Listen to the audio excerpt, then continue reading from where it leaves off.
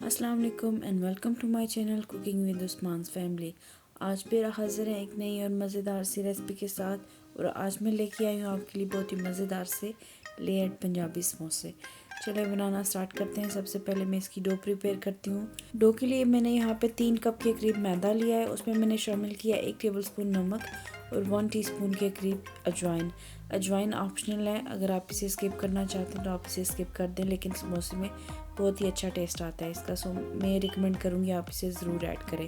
اس کے علاوہ یہاں پہ میں نے تقریباً ½ کپ کے قریب آئل جو ہے وہ ایڈ کیا ہے۔ ان تمام انگریڈینٹس کو اچھی طرح سے مکس کر لیں اور اس کے بعد نیم گرم پانی سے آٹے کو اچھی طرح سے گون لیں۔ آپ تھوڑا تھوڑا کر کے پانی ڈالیے گا تاکہ آٹا بہت زیادہ نرم نہ ہو جائے، لیکن یہ سموسے بنانے کے لیے ہمیں تھوڑی سی سخت ڈو چاہیے۔ سو اچھی طرح سے آٹا گوندنے کے بعد آپ اسے تقریباً آدھے گھنٹے کے لیے کم از کم چھوڑ دیں جب تک آٹا سیٹ ہوتا ہے۔ ہم چلتے ہیں نیکسٹ اسٹیپ کی طرف۔ یہاں پہ میں نے تقریباً 4 سے 5 آلو لیے ہیں میڈیم سائز کے، انہیں میں بوائل کر رہی ہوں، اور بوائل کرتے وقت میں اس میں 1 ٹیبل سپون نمک بھی ڈال رہی ہوں۔ آلو ابالتے وقت آپ نے خیال رکھنا ہے کہ آلو بہت زیادہ اوور کوک نہ ہو جائے، سو جیسے ہی گل جائے آپ اسے پانی سے ریموو کر کے الگ سے رکھ دیں۔ ایک پین میں نے تقریباً 2 سے 3 ٹیبل سپون آئل لیا ہے۔ اب میں اس میں شامل کروں گی 1 ٹی سپون زیرہ۔ زیرہ جب تھوڑا سا یہ سپلیٹر کرنے لگے، کڑکڑانے لگے، اس میں شامل کر دیں گے 1 عدد میڈیم کٹی ہوئی پیاز۔ پیاز کو ہم نے بہت زیادہ کوک نہیں کرنا ہے، صرف 2 سے 3 منٹ۔ جب یہ سافٹ ہونا شروع ہو جائے اب اس میں شامل کر دیں 1 ٹی سپون نمک، 1 T spoon red chilli powder, 1 T spoon chilli flakes. اس کے علاوہ اس میں سوکھا دھنیا ڈالیں گے ہم۔ زیرہ آلریڈی ڈال چکے ہیں وہ نہیں ڈالیں گے، اسے کریں گے مکس کرنے کے بعد میں یہاں پہ 2 سے 3 ٹیبل سپون پانی کے ایڈ کروں گی تاکہ یہ سارے اجزاء اچھی طرح سے مکس ہو جائیں۔ اس کے بعد اس میں شامل کر دیں ابلے ہوئے آلو۔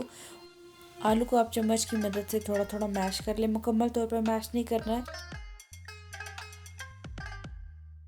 اس کے ساتھ اس میں شامل کر دیں 1 کپ ابلے ہوئے چنے۔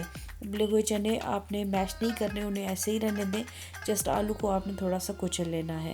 شامل کریں اس میں گرم مسالہ اور ہرا دھنیا، اور اس فلنگ کو آپ ٹھنڈا ہونے کے لیے رکھ دیں۔ ابھی چلتے ہیں نیکسٹ اسٹیپ کی طرف اور سموسہ بنانا سٹارٹ کرتے ہیں۔ تو سموسہ بنانے کے لیے سب سے پہلے میں نے اس کا چھوٹے سائز کا پیڑا بنایا ہے۔ اب میں اسے اچھی طرح سے بہت ہی باریک بیل لوں گی۔ آپ نے یہ بات یہ یاد رکھنی ہے کہ ہم لیئرڈ سموسہ بنا رہے ہیں، اس میں سموسے کی پیسٹری کو ہم 2 دفعہ فولڈ کریں گے، اس لیے آپ ہمیشہ کوشش کریں کہ اسے بہت ہی باریک بیلیں۔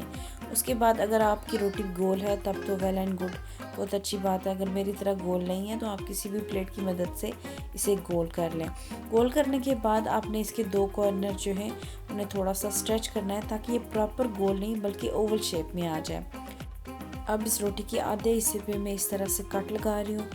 اس کے بعد آپ اس کی ہاف جو سیمی سرکل ہے اس پہ تھوڑا سا پانی اپلائی کریں اور اسے فولڈ کر دیں اس طرح سے کہ آپ کے پاس ایک سیمی سرکل آ جائے۔ اس کے بعد آپ نے اس کے ایجز اس طرح سے جوائن کرنے کہ آپ کے پاس سموسے کی جو ٹرائنگل شیپ ہوتی ہے وہ آ جائے۔ اس کے بعد شامل کر دیں اس میں فلنگ ڈالنے کے بعد آپ نے اس کے ایجز کو سیکیور کرنا ہے۔ آپ چاہیں تو تھوڑا سا پانی بھی اپلائی کر سکتے ہیں، یا آپ فوک کی مدد سے اسے دبا کے اس کے ایجز کو اسے سیکیور کر دیں۔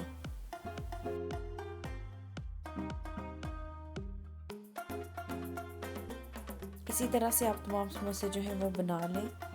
سو یہ ریسپی خاص طور پہ رمضان میں بنائیے گا، اپنے فرینڈز اینڈ فیملی کے ساتھ شیئر کیجیے گا، اور اگر آپ کو میری ریسپی اچھی لگے تو لائک کیجیے گا، اور اگر آپ میرے چینل پہ نئے ہیں اور آپ نے ابھی تک میرا چینل سبسکرائب نہیں کیا تو سبسکرائب کیجیے اور بیل کا بٹن دبائیے تاکہ میں آپ کے ساتھ مزید ایسی مزیدار سی ریسپی شیئر کرتی رہوں۔ تو اسی طرح سے تمام سموسے بنانے کے بعد اگر آپ چاہیں تو انہیں فریز بھی کر سکتے ہیں، کسی بھی ایئر ٹائٹ کنٹینر میں ڈالیں، یا آپ کسی بھی زپ لاک بیگ میں ڈال کے فریز کر دیں۔ 1 سے 2 مہینے آسانی سے آپ انہیں رکھ سکتے ہیں۔ ابھی یہاں پہ میں سموسے فرائی کر رہی ہوں، اور سموسے فرائی کرتے وقت آپ نے ہمیشہ یاد رکھنا ہے کہ آپ نے آنچ کو لو ٹو میڈیم کے درمیان رکھنا ہے۔ سموسہ کبھی بھی آپ ہائی آنچ پہ مت فرائی کیجیے گا۔ ہائی آنچ پہ فرائی کرنے سے اس کا کلر ایک دم سے ڈارک ہو جائے گا، وہ آپ کو ایسا لگے گا کہ وہ پک گیا ہے، لیکن ایکچولی جو سموسے کا کرسپ ہوتا ہے وہ نہیں آئے گا۔ سو میری ٹپ یہی ہے کہ آپ اسے لو ٹو میڈیم جو ہے فلیم اس پہ کیجیے گا، جتنی آنچ دھیمی ہوگی اتنا ہی اچھا کرسپ ہوگا۔ سو مزیدار سے پنجابی سموسہ ریڈی ہے۔ امید ہے آپ کو ریسپی پسند آئی ہوگی۔ اگر ریسپی اچھی لگے تو شیئر کیجیے گا فرینڈز اینڈ فیملی کے ساتھ، اور لائک کیجیے گا، سبسکرائب کیجیے گا میرا چینل، اور اس کے ساتھ ہی مجھے دیجیے اجازت۔ اللہ حافظ۔